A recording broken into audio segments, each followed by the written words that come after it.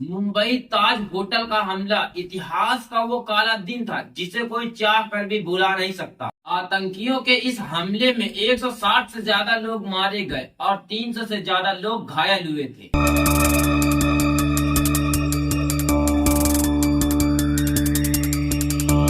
26 नवंबर 2008 की शाम तक मुंबई हर रोज की तरह चहलकदमी कर रही थी। शहर के हालात पूरी तरह सामान्य थे। लोग बाजारों से खरीदारी कर रहे थे। कुछ लोग रोज की तरह समुद्र से आ रही ठंडी हवा का लुत्फ उठा रहे थे। लेकिन जैसे जैसे रात बढ़नी शुरू हुई वैसे वैसे मुंबई की सड़कों पर चीख पुकार भी तेजी होती चली गई। उस रोज पाकिस्तान से आए जैसे मोहम्मद के 10 आतंकियों ने मुंबई को बम धमाके और गोलीबारी से दहला दिया था। इस आतंकी हमले को 17 साल हो गए हैं, लेकिन यह भारतीय इतिहास का वो काला दिन था जिसे कोई चाह कर भी भुला नहीं सकता। हमले से 3 दिन पहले 23 नवंबर को कराची से समुद्री रास्ते से एक नाव के जरिए ये आतंकी मुंबई पहुंचे थे। इस नाव से आतंकी आए थे, वह भी इंडियन नाव थी और आतंकियों ने उस पर सवार 4 इंडियंस को मौत के घाट उतारते हुए उस पर कब्जा किया था। रात तकरीबन 8 बजे आतंकी कोलाब के पास कप परेड के मछली बाजार पर उतरे। यहाँ से वो 4 ग्रुप में बंट गए और टैक्सी लेकर अपनी अपनी मंजिल की ओर चले गए। बताया जा रहा है कि जब ये आतंकी मछली बाजार पर उतरे तो इन्हें देखकर वहाँ के मछुआरों को शक भी हुआ था। जानकारी के अनुसार मछुआरों ने इसकी जानकारी स्थानीय पुलिस के पास भी पहुँचाई, लेकिन पुलिस ने इस पर कोई खासा ध्यान नहीं दिया।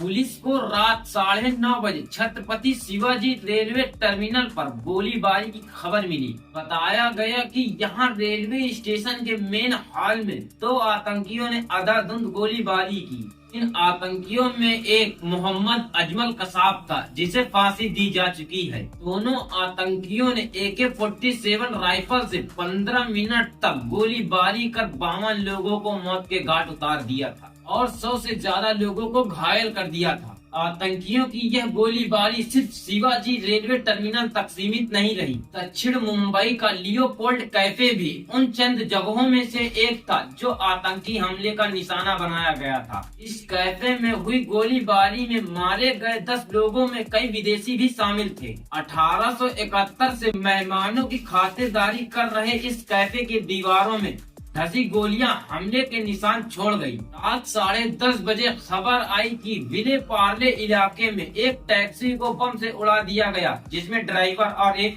यात्री मारा गया। इससे करीब 15 से 20 मिनट पहले बोरी बंदर से भी इसी तरह के धमाके की खबर मिली थी। इसमें एक टैक्सी ड्राइवर और 2 यात्रियों की मौत होने की जानकारी मिली थी। इन हमलों में तकरीबन 15 लोग घायल हुए थे। भारतीय इतिहास के सबसे भयावह आतंकी हमलों में से एक इस हमले की यह कहानी यहीं खत्म नहीं होती है। 26/11 के 3 बड़े मोर्चों में मुंबई का ताज होटल, ओबरॉय ट्राइडेंट होटल और नरीमन हाउस शामिल था। जब हमला हुआ तो ताज में 450 और ओबरॉय में 380 मेहमान मौजूद थे। खास तौर से ताज होटल की इमारत से निकलता धुआं बाद में मुंबई पर हुए इस हमले की पहचान बन गया। हमले की अगली सुबह यानी 27 नवंबर को खबर मिली कि ताज होटल के सभी बंधकों को छुड़ा लिया गया था, लेकिन बाद में खबर मिली कि कुछ लोग अभी भी आतंकियों के कब्जे में थे, जिनमें कई विदेशी भी शामिल थे। हमलों के दौरान दोनों ही होटल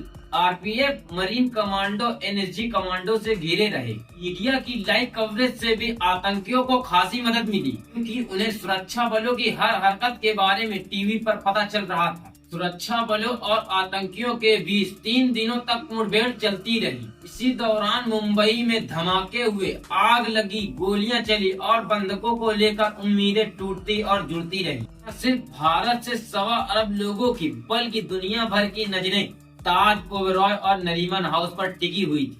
जिस दिन ताज होटल पर हमला हुआ उस दिन अंतर्राष्ट्रीय व्यापार संघ की संसदीय समितियों के कई सदस्य होटल में ठहरे हुए थे, जबकि इनमें से किसी को कोई नुकसान नहीं हुआ।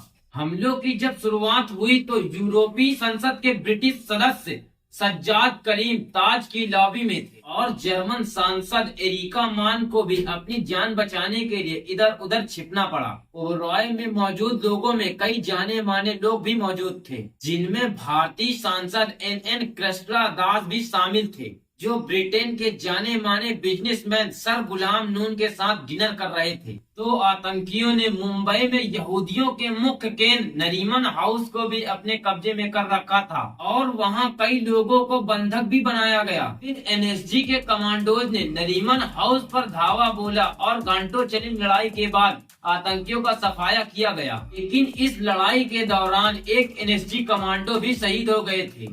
आतंकवादियों ने इससे पहले ही रब्बी गैब्रियल होजबर्ग और 6 महीने की उनकी गर्भवती पत्नी रिवका होजबर्ग समेत कई लोगों को मौत के घाट उतार दिया था। बाद में सुरक्षा बलों को वहां से कुल 6 बंधकों की लाशें मिली। 26 नवंबर की सुबह तक 9 आतंकवादियों का सफाया हो चुका था। उनमें से एक आतंकवादी अजमल कसाब पुलिस की गिरफ्त में था। स्थिति पूरी तरह नियंत्रण में आ चुकी थी, लेकिन 160 से ज्यादा लोगों की जान जा चुकी थी।